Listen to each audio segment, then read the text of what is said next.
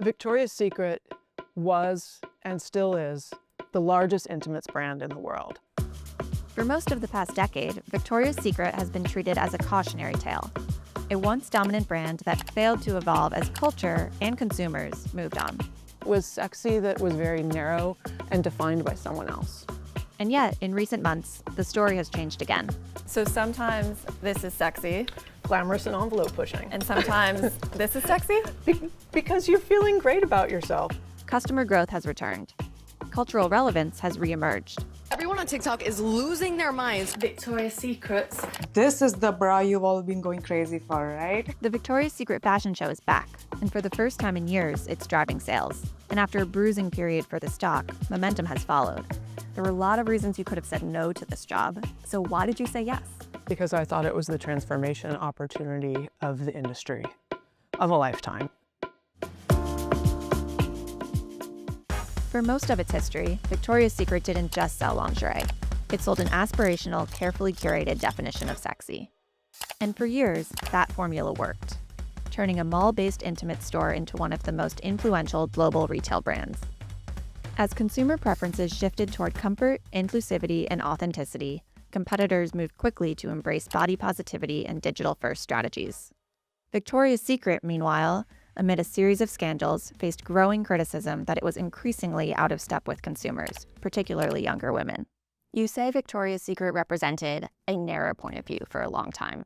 If you had to put that into words, what was the narrow point of view? I think that point of view was sexy, and it's sexy is still at the heart of who we are and what we do, but it was sexy that was very narrow and defined by someone else. Victoria's Secret CEO Hilary Super joined the company in 2024 from a disruptive competitor and inherited a business that still generated billions in revenue, but no longer defined the conversation. I mean, this brand has incredible global reach. It's the world's #1 intimates brand, #1 bra brand, world's sexiest brand in the world.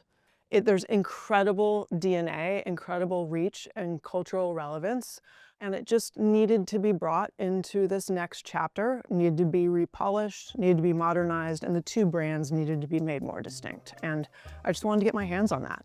Amid new competition from celebrity-founded brands and digital newcomers, Can't wait for you guys to try this bra. Super's strategy is focused on a return to product expertise and building a brand that resonates with younger generations. There are 4 pillars in our strategy. It's called the Path to Potential. The first one is about supercharging bras. The second is recommitting to pink. I believe that we can grow this business back and capture this next generation. Third, really maximizing beauty. The fourth pillar is really around evolving our go-to-market strategy. We have an opportunity to make sure that the creative DNA associated with each brand is distinct and compelling, and that we're using our full funnel and all modern marketing tools to really reach segmented groups of customers and to focus especially on customer acquisition. You've defined this new era of sexy. Yes. What is sexy? Sexy is what you want it to be. I think sexy means something for every woman, and it means something at different moments in her life. So sometimes this is sexy, Glamorous and envelope pushing. and sometimes this is sexy. Because you're feeling great about yourself. Over the past year, this strategy has started to pay off, and Wall Street is responding positively. In the third quarter of 2025, net sales rose more than 9% year over year. I'm on the corner of 51st Street and 5th Avenue. This is one of Victoria's Secret's flagship stores, and I'm about to chat with Elizabeth Price, the new CMO.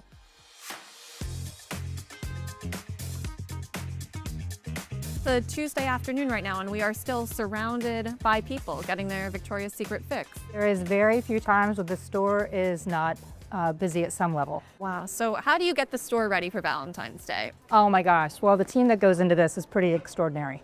We have about 35,000 associates across all of our stores. Many of them are full-time.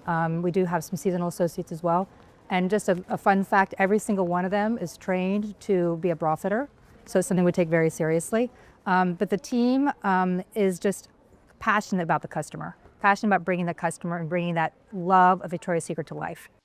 If bras represent authority, the company's second brand, Pink, represents the future, and another key pillar of the new strategy. The things about Pink, which is a little bit different than Victoria's Secret, is that it's a much more balanced lifestyle. You know, truly a much broader range of apparel for this customer. You said you're laser focused on the 20-year-old. Why her specifically? You know, we realize and acknowledge that our customer has grown up with us, and it's really time to introduce ourselves, both brands, to the next generation. And there are many ways we're doing that. First and foremost, with the Victoria's Secret fashion show. This year we were really proud that we were able to showcase both brands and to really in real time show the living, breathing difference between those two brands. And the response was overwhelming.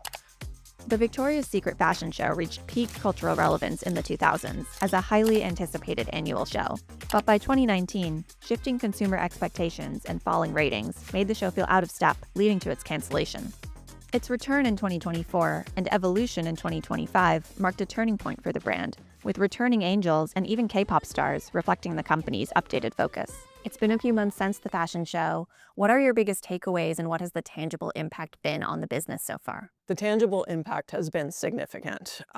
Growth in customer file, growth in the business as we reported in Q3 earnings, and then buzz and just relevance scores. We owned the algorithm. We truly owned the algorithm on TikTok for weeks after the show. And I think that organic virality has really made a measurable impact on our business.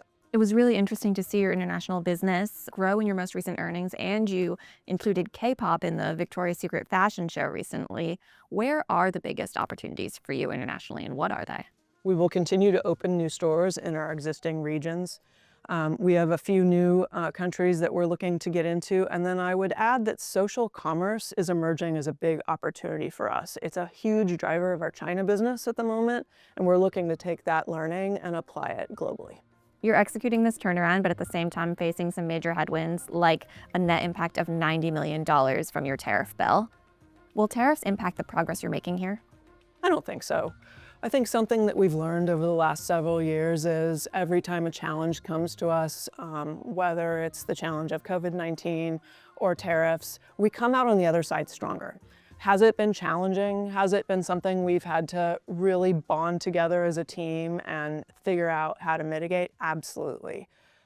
Did it come on faster and stronger than any of us expected? Absolutely. Has the team done an incredible job mitigating those impacts? Yes, they have. And I think we are really setting ourselves up to be stronger than ever as we enter 2026.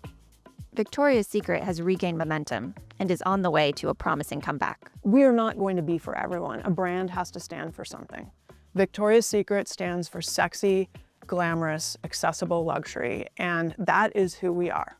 And our job is to connect those attributes to culture today. And while that may not be for everyone, it's for many, many millions of women. We have 25 million plus active customers in North America alone. We have hundreds of millions of women around the world who love Victoria's Secret. And I hope that customers who haven't engaged with us yet, or maybe haven't engaged with us in a while, will give it a chance. We'll come and see what we have to offer, because we really do offer a lot more than one point of view. While leadership and Wall Street are both optimistic, the real measure of success will be whether this momentum can be sustained. I think Victoria's Secret is the sexiest brand in the world.